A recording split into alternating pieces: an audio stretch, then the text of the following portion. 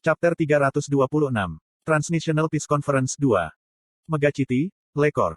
Dalam Megacity ini yang dikenal sebagai ibu kota kedua Leores, Yoyonha sepenuhnya memanfaatkan keahliannya. Grup pedagang, bunga teratai.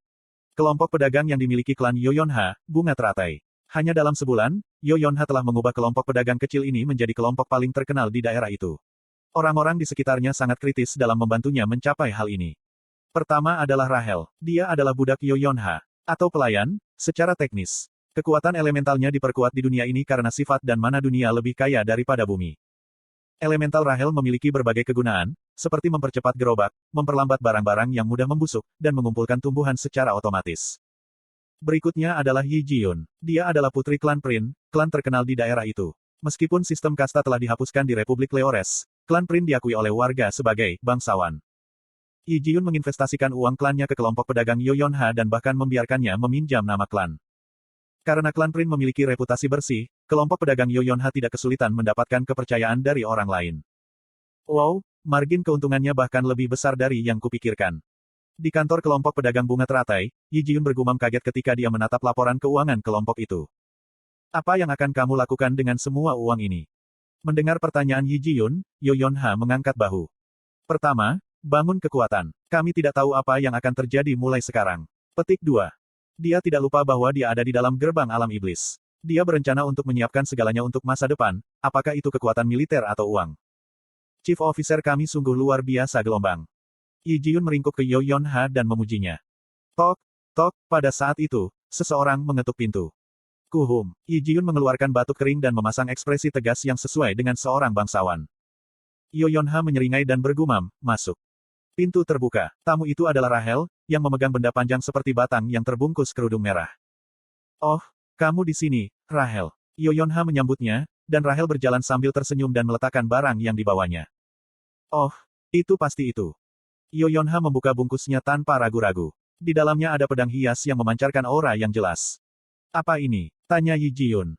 Yoyonha mengambil pedangnya. Bilah pedang sepenuhnya berwarna biru. Pedang ini adalah harta yang dibeli Yoyonha untuk Rahel. Petik 2. Ini, ambillah. Sambil tersenyum, Yoyonha memberikan pedang kepada Rahel. Rahel, yang berdiri dengan tenang, membelalakan matanya karena terkejut. Petik 2 tanda tanya petik 2.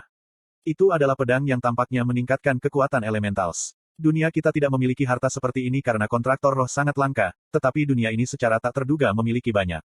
Pedang ini bernama Wisep. Petik 2. Yoyonha meletakkan pedang di tangan Rahel. Setelah menerima hadiah yang tidak terduga, Rahel menundukkan kepalanya dengan senyum pahit. Terima kasih. Itu dulu. Koang, pintu kantor terbuka, dan seorang penjaga bermandikan keringat masuk. Dia berteriak, monster iblis. Monster iblis muncul. Petik 2. Petik 2 tanda seru petik 2. Saat kelompok mendengar pesan itu, mereka berlari keluar kantor. Mereka keluar dari gedung kelompok pedagang dan melihat sekeliling. Yang mengejutkan mereka, kota itu terlalu damai bagi monster iblis untuk menyerbu. Di mana monster iblis itu? Aku tidak tahu. Sepertinya dia tidak berbohong. Yoyonha, Rahel, dan Yi Jiyun masing-masing bergumam. Saat mereka bertiga memiringkan kepala dengan rasa ingin tahu, seorang pria berjubah mendekati mereka. Monster iblis gelombang. Dengan suara yang familiar, pria itu berdiri di sebelah Yoyonha. Yoyonha mengerutkan alisnya dan menatap pria itu. Kamu siapa? Mereka ada di sini, tetapi tidak lagi. Maaf. Mendengar suara yang dikenalnya, Yoyonha membungkuk sedikit dan memuncak di bawah tudung pria itu. Ah! Yoyonha mengarahkan jarinya ke pria itu dan berteriak, kamu. Pria itu, Kim Hajin, tersenyum. Yo, sudah lama. Hah, kenapa Kim Hajin ada di sini? Petik 2. Hajin si. Yi Jiyun dan Rahel juga kaget dan menatap Kim Hajin dengan linglung. Aku di sini juga gelombang. Seorang anak kecil mengintip dari belakang Kim Hajin. Anak kecil itu, tentu saja, guru pidato roh, Island. Kastil Klan Priton. Putra tertua Klan Priton, Shin Jonghak, sedang berbaring di tempat tidurnya, mendesah. Bajingan itu. Apa yang dikatakan pangeran itu masih melekat di kepalanya. Apa yang dia ketahui tentang kakek? Dan bagaimana? Kecemasan dan rasa ingin tahu bercampur menjadi satu untuk membentuk kekacauan. Tok, tok. Saat Shin Jonghak mengacak-acak rambutnya, seseorang mengetuk pintunya.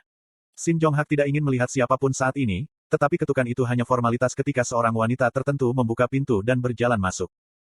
Hei, Shin Jonghak. Seperti yang diduga, itu adalah Chae Nayun. Mengapa kamu di sini? Shin Jonghak menghela nafas panjang dan menatap Chae Nayun. Saat ini, Chae Nayun memiliki antena di kepalanya. Beberapa hari yang lalu, dia bergumam, bukankah ini akan membuat komunikasi lebih cepat gelombang? Dan memiliki gaya rambut ahoge setiap kali dia ingin menggunakan Infinite Communication. Pernahkah kamu mendengar tentang konferensi perdamaian transnasional? Petik 2. Konferensi perdamaian transisi. Shin Jonghak mengerutkan alisnya pada pertanyaan yang tiba-tiba. Ya. Petik 2. Aku pernah mendengarnya. Seperti itulah rasanya juga. Petik 2. Kapan itu? Bulan depan. Mengapa? Gelombang Kim Suho mengatakan akan terjadi sesuatu pada hari itu. Dia mengatakan kepada kami untuk meningkatkan kekuatan kami dalam persiapan untuk itu.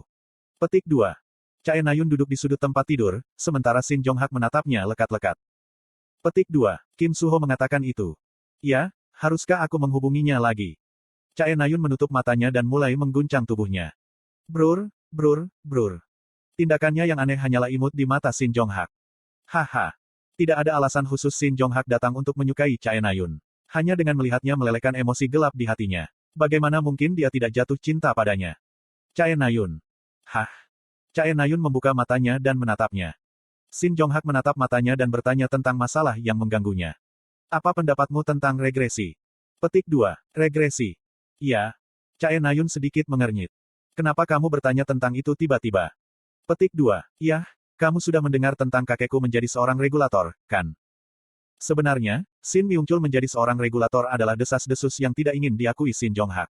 Dalam benaknya, itu mengurangi prestasi dan pengorbanannya. Setelah berpikir panjang, Chae Nayun mengingat apa yang dia dengar dari Yo Yeon-ha di masa lalu. Yo Yeon-ha mengatakan bahwa Kim Ha-jin adalah seorang regulator. Tentu saja, dia berulang kali mengatakan itu hanya spekulasi. Tetapi Chae Nayun masih dipaksa untuk memikirkan topik itu. Ya. Jawabannya sederhana. Aku cemburu. Aku juga ingin kembali ke masa lalu. Petik 2. Tidak, bukan itu. Haha. Shin Jonghak tertawa dan menggelengkan kepalanya. Ini salahku untuk bertanya pada Chae Nayun, pikirnya. Chae Nayun mengerutkan kening. Apakah kamu tidak cemburu? Jika benar-benar ada regresi, aku pikir itu luar biasa. Pikirkan tentang itu. Itu tidak seperti kita dalam novel. Kamu harus sangat beruntung dan kuat untuk memiliki kesempatan untuk kembali ke masa lalu. Petik 2. Petik 2. Setidaknya itulah yang kupikirkan. Dan untuk efek itu, siapa yang peduli jika kakekmu adalah seorang regulator atau tidak? Apakah orang membencinya karena dia diisukan menjadi seorang regulator? Tidak, semua orang menghormatinya. Namanya ditulis di hampir setiap buku teks sejarah di dunia, biografinya adalah buku terlaris, dan ada patung-patung dirinya di mana-mana. Mengapa kamu bahkan khawatir tentang itu? Petik 2. Shin Jonghak tidak mengatakan apa-apa. Dia hanya menatap Chae Nayun. Senyum yang tidak bisa ia tahan muncul di wajahnya. Dengan menghela nafas rendah, Shin Jonghak bergumam, inilah sebabnya aku cinta. Oi. Tapi pengakuan Shin Jonghak terpotong. Seseorang muncul di luar jendela kamarnya. Apa? Chae Nayun dengan cepat membungkus dirinya sendiri dalam penguatan Qi, dan Shin Jonghak dengan cepat meraih tombaknya dari sudut kamarnya. Hanya setelah mempersiapkan diri untuk berperang, mereka memastikan siapa penyusup itu. Apa kabar? Itu adalah Jin Sahyuk. Dia duduk di ambang jendela, menatap Chae Nayun dan Shin Jonghak. Kamu dah. Di mana kamu pikir kamu berada? Chae Nayun mengutuk dan membentuk pedang dengan kekuatan sihir. Itu dulu. Jin Sahyuk mengatakan sesuatu yang sama sekali tidak terduga. Mari kita bergabung. Apa? Dumbfounded, Shin Jonghak dan Chae Nayun keduanya menatap Jin Sahyuk dengan dingin. Sementara itu, Jin Sahyuk melanjutkan dengan wajah tegas, ada bajingan gila bernama Yi Yeonjun, kita harus berhenti. Seolah-olah kami akan percaya padamu. Teriak Chae Nayun. Tetapi ketika dia akan melepaskan kekuatan sihirnya, sosok lain melompat ke dalam ruangan dan menghentikannya. Chae Nayun menatap pria yang tiba-tiba muncul di depannya. Tubuh raksasa berotot yang sekuat baja. Uhahaha, sudah lama, bocah. Suara ceria itu pasti milik Chok Jung Yong. Kantor bunga pedagang grup pedagang. Setelah bergabung dengan Yo Yeon-ha, kami mulai membahas konferensi damai transnasional yang akan datang. Aku tidak tahu persis apa yang akan terjadi, kata Kim Suho. Dia yakin bahwa bencana akan pecah selama konferensi perdamaian transnasional, tapi itu sejauh pengetahuannya. Yi Ji-yun bertanya, tidak bisakah kita menghentikan konferensi itu sendiri? Tidak, sudah terlambat untuk membatalkannya. Butuh 3 tahun hanya untuk membuat semua negara menyetujui tanggal. Menyatakan bahwa konferensi dibatalkan tidak akan berbeda dengan menyatakan perang. Petik 2. Sebagai komandan pedang, Kim Suho memiliki ide bagus tentang politik dunia. Sambil fokus pada pertemuan itu, aku melirik Rahel, yang duduk di sebelahku. Dia juga menatapku. Kami berdua tersenyum. Apa yang kalian berdua lakukan? Tapi Yo Yeon-ha menangkap kami. Dia memelototi kami dengan mata menyipit, lalu, Cak, tiba-tiba bertepuk tangan. Kamu bisa bilang hai nanti. Fokus pada pertemuan untuk saat ini. Kim Suho, apakah Nayun dan Jong Hak sudah siap? Yoyonha bertanya pada Kim Suho. Biarkan aku bertanya. Tunggu sebentar, benda ini mengalami penundaan kecil. Kim Suho menutup matanya. Setelah sekitar 2 menit, dia mengangguk. Ya, mereka bilang mereka siap. Petik 2. Tapi sepertinya dia menerima pesan lain saat Kim Suho memiringkan kepalanya dan menatap ke udara.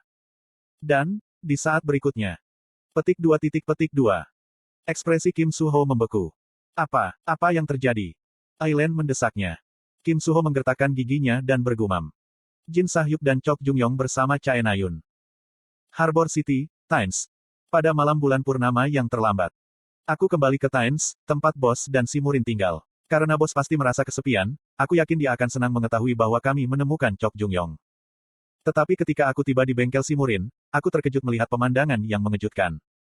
Benar, itu caramu menggunakan kekuatan sihir. Kemampuan kamu luar biasa, tetapi koneksi kamu dengan kekuatan sihir tidak cukup rumit. Itu karena kamu menggunakan hadiah kamu dengan insting kamu alih-alih kekuatan sihir. Petik 2. Bos sama sekali tidak terlihat kesepian. Dia bahkan tidak terlihat bosan. Bayangkan menempatkan kekuatan sihir ke dalam bayanganmu. Maka itu menjadi sihir. Sihir bukanlah sesuatu yang istimewa. Mengubah kekuatan sihir menjadi atribut yang kamu inginkan, itulah sihir itu. Petik 2. Dia diajari oleh si Murin. Mungkin karena ajaran Grand Magician, bayangan bos tidak lagi hitam. Itu biru, seperti es. Dia telah menambahkan atribut ke bayangannya. Bos. Aku memanggilnya dengan hati-hati. Bos, yang dengan penuh semangat berlatih, menoleh dan menatapku. Oh, kamu di sini, Hajin. Ye ya, aku kembali. Aku menjawab dengan linglung, dan si Murin juga menatapku. Dia mengedipkan matanya beberapa kali, lalu dia mengusap jarinya di bawah hidungnya. Oh, kamu kembali lebih awal. Sihir dimensi aku belum siap. Petik 2. Petik 2. Ada sesuatu yang perlu kubicarakan denganmu. Aku mendekati mereka perlahan dan berdiri di sebelah bos. Bos menatapku dengan wajah tanpa ekspresi yang sama yang selalu dia miliki. Bos, aku. Oh, Hajin. Bos memotongku. Lalu, dia berkata dengan sedikit senyum, aku bertemu Jain.